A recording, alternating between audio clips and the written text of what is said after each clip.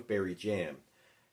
I've got a small multi-part tutorial on basic clawhammer technique for anyone looking to get into clawhammer uke, banjo uke, or even banjo. The skills translate directly to a 5-string banjo. But today, I got my trusty little Amazon Banjolele, and it's tuned G, A, E, A. But you can do this in any tuning, really. Alright, so let's get close up so you can see the instrument. Today I'll be referring to the strings as 1, 2, 3, and 4. Again, like I said, whatever you're tuned to does not matter. One of the fun things about playing clawhammer style is you can change the tuning to all kinds of things, and it's really helpful for composing melodies and practicing. So, first up, you may, when you're watching someone play clawhammer, you hear way more notes than you see being played. The motion is very subtle. Maybe not so much when I do it, but, you know, when you watch someone who's really an expert, you hardly see them move their hands, it seems like. So, I'm going to break that down for you because there's actually a lot going on. And we have two main rhythms that we do. We have eighth notes, 1 and 2 and 3 and 4 and 1 and 2 and 3 and 4 and then we have what's called the bum ditty, or I call it the shuffle. I'm also a fiddle player, and you know, it's the fiddle shuffle.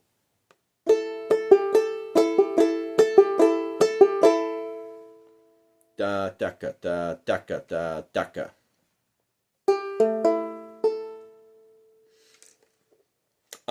So first, let's focus on the eighth notes, because this will set us up to succeed with the shuffle. For the purposes of today, we're really going to be playing just two strings, the fourth string and the first string. So, this is why we call it clawhammer. You got to make a claw. A lot of people want to use their middle finger for this, and I did when I started. It felt much more natural. However, it started to get in the way and lead to sloppy results. So I switched to my index finger, and I'm glad I did. I have not looked back from it. It was a little bit awkward at first, but I quickly improved over the middle finger. Do whatever finger you like, but I strongly recommend index finger for this. Now, what you want to do first is hit that string, that fourth string. I'm not resting my hand. It is hovering here. You hit it. Don't flick. Do not flick. It is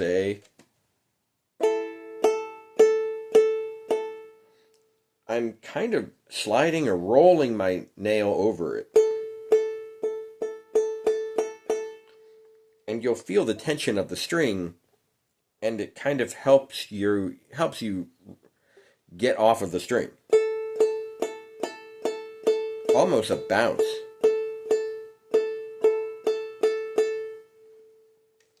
So that's the first thing you want to practice, and I recommend doing it with a metronome.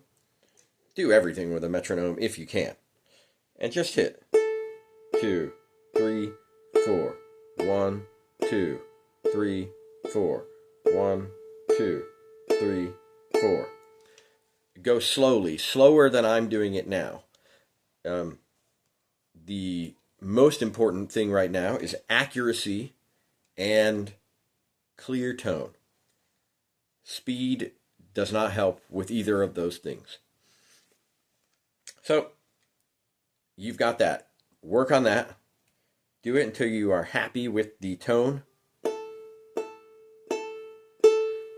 and until you're happy with your timing.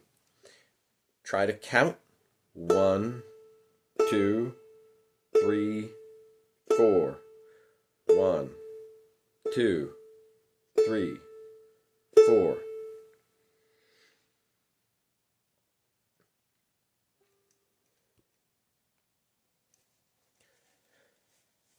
Okay. Once you are satisfied with that, you can include your thumb. And this is where we want to strike and lay down our thumb on that first string.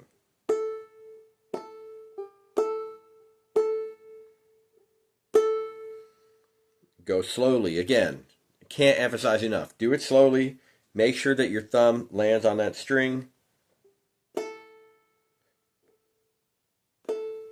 Slowly.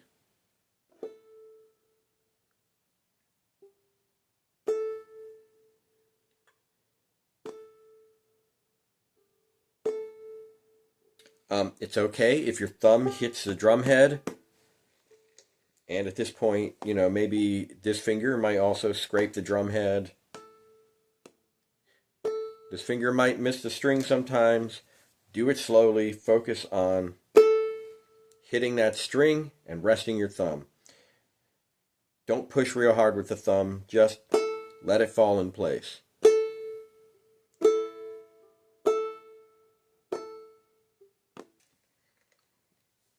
Once you have that, you're going to notice there's some tension under that string where your thumb is hitting. And we use that to make the next note.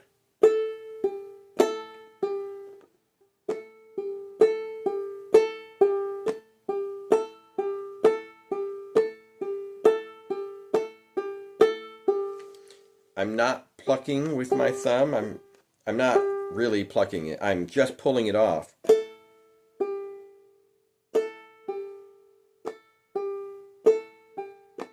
Like rolling it off, really.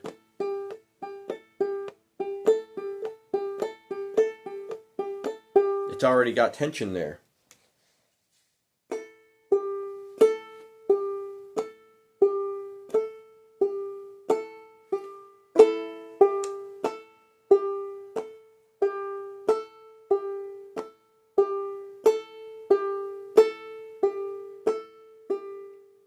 So there you go. Practice that. Practice it with a metronome. Practice it slowly. Pick up speed as your accuracy improves. 1, 2, 3, 4. 1, 2, 3, 4. 1, 2, 3, 4. 1, 2, 3, 4. That way is quarter notes. Then we can double it. 1 and 2 and 3 and 4. 1 and 2 and 3 and 4. 1, 2, 3, 4. 1, 2, 3, 4. 1, 2, 3, 4.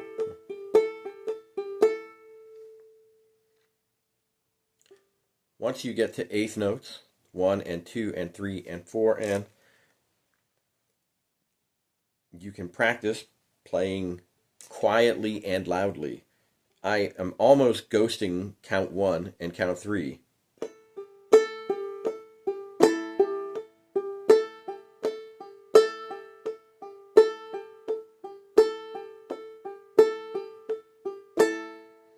That's the pulse that we want to feel in an old time setting, right? That backbeat, 2 and 4.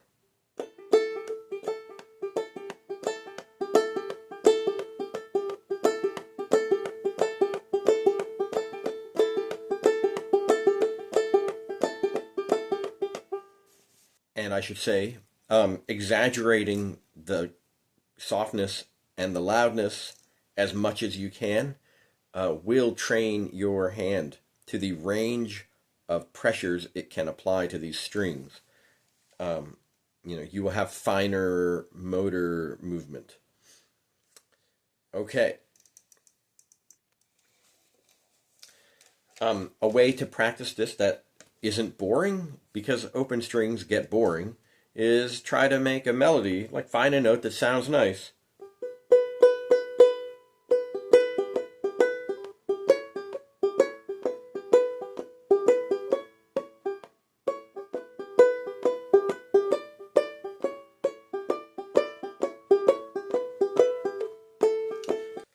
Okay, and within this eighth note rhythm, something else that you can practice once you are confident hitting that fourth string. Forgive me, I've got new strings on this and they're still breaking in a bit. When you hit that fourth string, now you can alternate. You can practice alternating between the third string and the fourth string.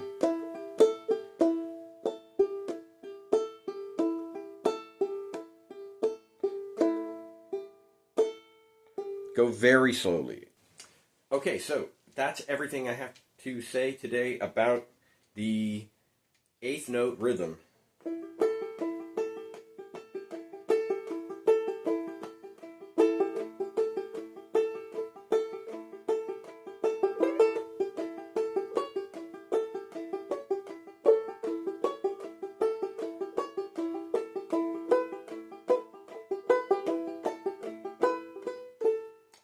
Make sure you explore with your left hand a little if you feel confident, and get familiar with where notes are and the kind of things that sound good. While this is a right hand tutorial, exploring the instrument with your left hand is a really key part of getting better at it and getting to know it.